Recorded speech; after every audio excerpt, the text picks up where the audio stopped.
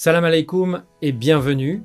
On est le 2 juin 2026 et aujourd'hui, on a 4 actualités majeures qui touchent à des domaines très différents. Les Fennecs ont leur liste officielle pour le mondial 2026. Petković a tranché hier et les choix ont fait beaucoup parler.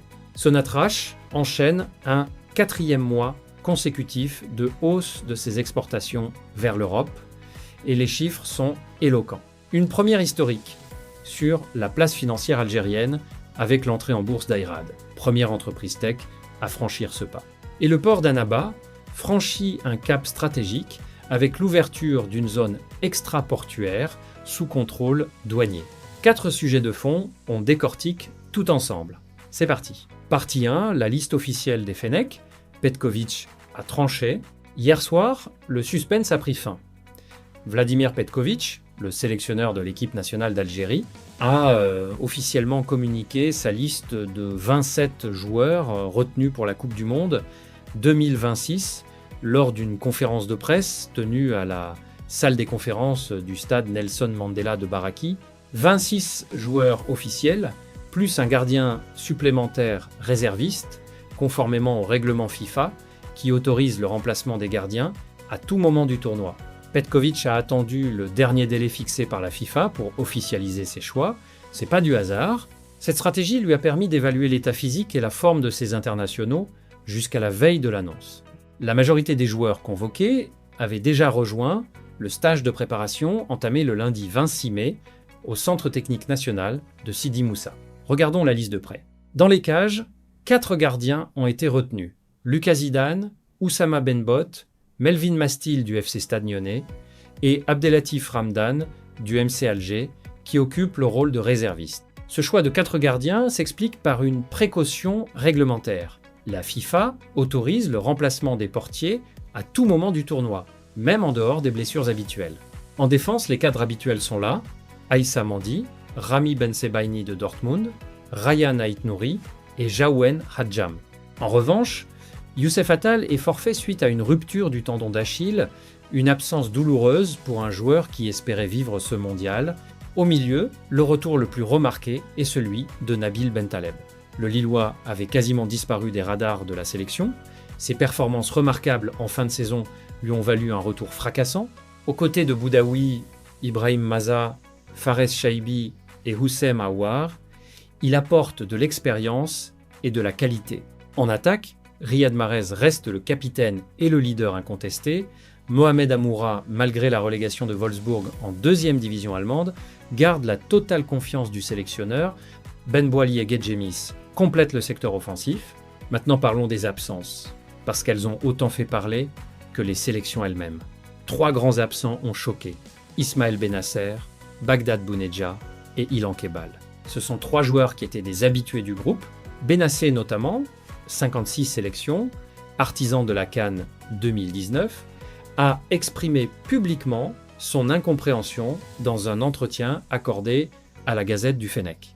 Les raisons invoquées, un état de forme physique jugé insuffisant après plusieurs blessures. Petković n'a pas voulu justifier ses choix en conférence de presse, se contentant de dire qu'il avait pris les décisions qu'il estimait les meilleures pour le groupe. Ce qui est intéressant dans cette liste, c'est aussi la place accordée au championnat local.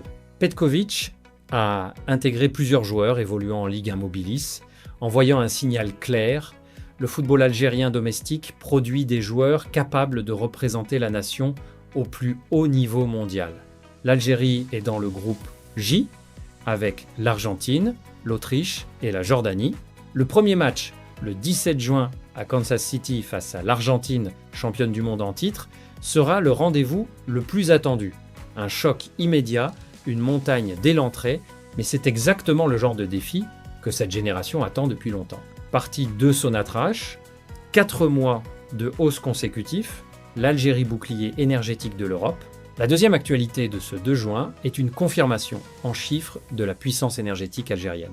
Et les données sont vraiment impressionnantes. Selon un récent rapport du Forum des pays exportateurs de gaz, le GECF, relayé par la plateforme spécialisée Ataka, l'Algérie enchaîne son 4e mois consécutif de hausse de ses exportations de gaz vers l'Europe.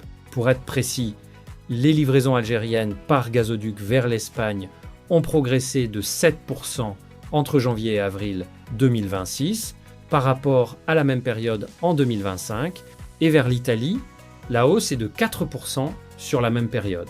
Pour comprendre ces chiffres, il faut les replacer dans leur contexte géopolitique. Depuis la décision de l'Union européenne de réduire drastiquement sa dépendance au gaz russe, l'Europe cherche des alternatives fiables. Et l'Algérie se positionne comme le fournisseur idéal, proche géographiquement, relié par des gazoducs opérationnels, production en hausse. Et surtout, un partenaire stable dans un monde instable. Sur les 4 premiers mois de 2026, les importations européennes de gaz par pipeline ont progressé de 2%, atteignant environ 49 milliards de mètres cubes contre 47,8 milliards sur la même période en 2025. C'est une tendance de fond, pas un pic ponctuel. Et dans ce mouvement global, le gaz algérien est au premier rang. Ses performances s'inscrivent dans une stratégie à très long terme. Fin février 2026, Sonatrach avait annoncé un plan d'investissement massif de 60 milliards de dollars pour la période 2026 à 2030.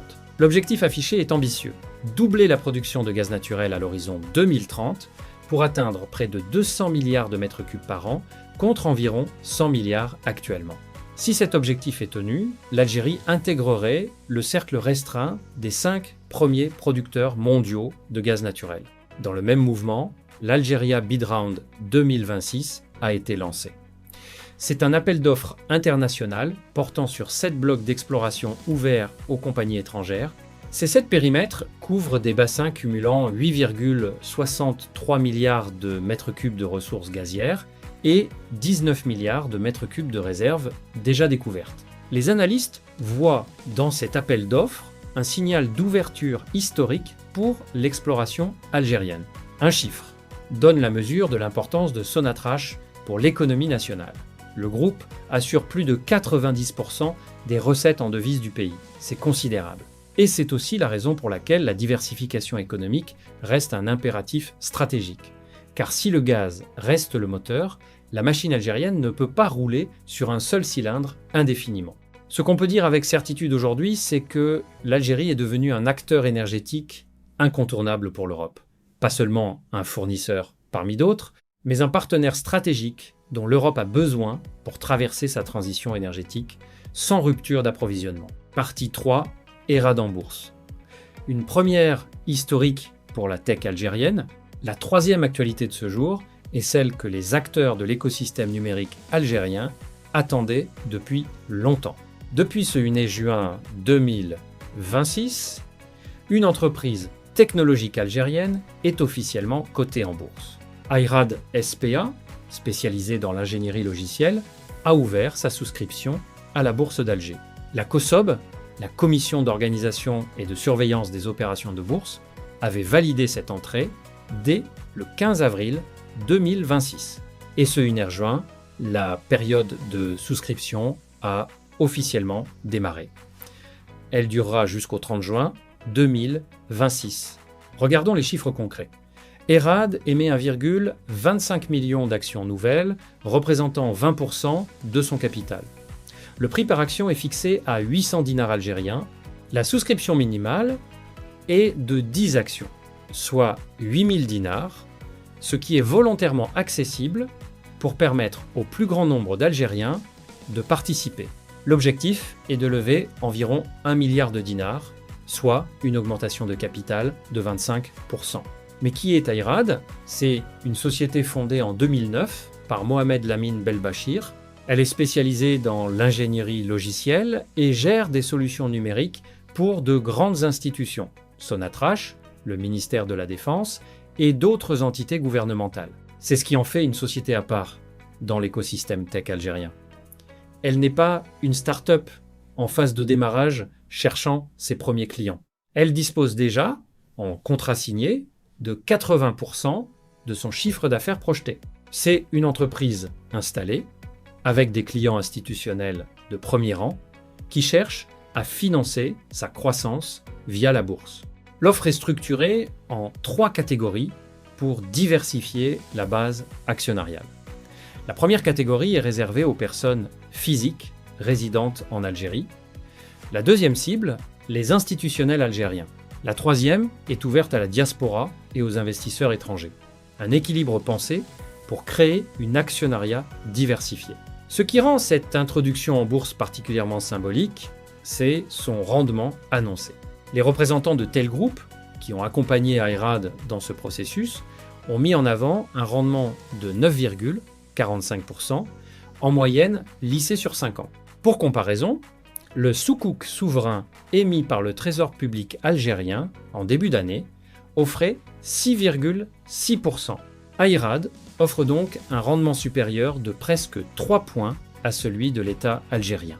Un parallèle a été tracé lors de la présentation avec Solution by STC, la filiale technologique du géant télécom saoudien. Cette entreprise avait introduit 20% de son capital en bourse de Riyad en 2020 et 1 pour 900, 66 millions de dollars, et était devenue une licorne rapidement après une croissance externe régionale spectaculaire. C'est le destin qu'on entrevoit pour Ayrad si elle exécute bien sa stratégie de développement. La faiblesse reconnue de cette IPO, c'est l'illiquidité du marché secondaire. La bourse d'Alger souffre depuis 30 ans d'un problème chronique. Les titres sont peu échangés après leur introduction, ce qui signifie qu'un actionnaire qui veut revendre ses actions peut avoir du mal à trouver acheteur. C'est un défi structurel que la bourse d'Alger doit résoudre pour devenir un outil de financement réel de l'économie. Mais malgré cette limite, l'entrée d'Ayrad reste un signal historique. Pour la première fois, une entreprise purement technologique algérienne s'ouvre au public via les marchés financiers. C'est une porte qui s'ouvre pour d'autres PME numériques qui hésitaient encore à franchir le pas. Partie 4, le port d'Annaba franchit un cap stratégique. La quatrième actualité de ce 2 juin nous emmène dans l'Est algérien, à Annaba, où l'entreprise portuaire d'Annaba vient de franchir une étape importante dans sa mutation stratégique. L'EPAN a annoncé le lancement simultané de 2 initiatives majeures. L'ouverture d'une nouvelle zone extraportuaire sous contrôle douanier et le déploiement d'une application numérique dédiée à la gestion portuaire. Commençons par la zone extraportuaire. Qu'est-ce que c'est exactement ? C'est une zone logistique qui se situe en dehors du périmètre physique du port lui-même, mais qui reste sous contrôle des douanes. Concrètement, les marchandises peuvent y être stockées, traitées, conditionnées ou redistribuées sans avoir encore été dédouanées définitivement. C'est ce qu'on appelle une zone franche ou une zone sous douane.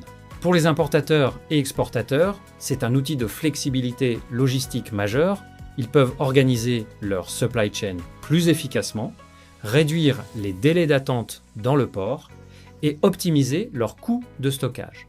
Cette zone extra-portuaire d'Annaba s'inscrit dans la vision plus large du gouvernement algérien qui a engagé un plan de 10 milliards de dollars sur 10 ans pour moderniser les infrastructures maritimes nationales. Le port d'Annaba, avec sa position géographique dans le nord-est du pays, est une porte d'entrée stratégique pour le commerce avec l'Italie, la Grèce et l'ensemble du bassin méditerranéen oriental. Le port d'Annaba joue aussi un rôle clé dans les exportations nationales. L'EPAN a récemment souligné le renforcement de la dynamique des exportations nationales via ces installations. C'est par ce port que transitent notamment des matières premières algériennes à destination des marchés européens. La deuxième initiative, l'application numérique, est tout aussi importante. Elle vise à dématérialiser les procédures portuaires. Moins de paperasse, moins d'allers-retours entre les bureaux, moins de délais administratifs. Un capitaine de navire, un transitaire ou un importateur pourra suivre en temps réel l'état de ses marchandises, obtenir ses documents et accomplir ses formalités depuis un smartphone. Ces 2 initiatives du port d'Annaba confirment une tendance nationale. L'Algérie modernise ses infrastructures physiques et numériques simultanément. Ce n'est plus l'un ou l'autre, c'est les 2 en même temps. Et c'est exactement la bonne approche pour construire une économie compétitive au XXIe siècle. Voilà le bilan de ce 2 juin 2026, une journée dense et riche en signaux positifs pour l'Algérie. Les Fennecs ont leur liste pour le mondial 2026. 27 joueurs, dont 26 officiels retenus par Petkovic. Retour fracassant de Bentaleb. Absence douloureuse de Benasser, Bounedjah et Kebal. Premier match, le 17 juin, face à l'Argentine à Kansas City. L'Algérie est de retour au plus grand rendez-vous du football mondial. Sonatrach enchaîne un 4e mois consécutif de hausse de ses exportations vers l'Europe, plus 7% vers l'Espagne, plus 4% vers l'Italie, avec un plan de 60 milliards de dollars sur 5 ans pour doubler la production à l'horizon 2030, l'Algérie consolide son statut de bouclier énergétique du continent européen. Ayrad entre en bourse, première entreprise technologique algérienne à franchir ce cap historique. 1,5 million d'actions émises, un rendement de 9,45% et une porte qui s'ouvre pour l'ensemble de l'écosystème numérique algérien. Et le port d'Annaba lance sa zone extraportuaire sous douane et son application numérique, s'inscrivant dans le grand plan de modernisation maritime nationale. L'Algérie avance. Sur les pelouses comme dans les ports, dans les salles de marché comme dans les champs gaziers. Likez si cette vidéo vous a apporté quelque chose. Abonnez-vous pour ne rien rater.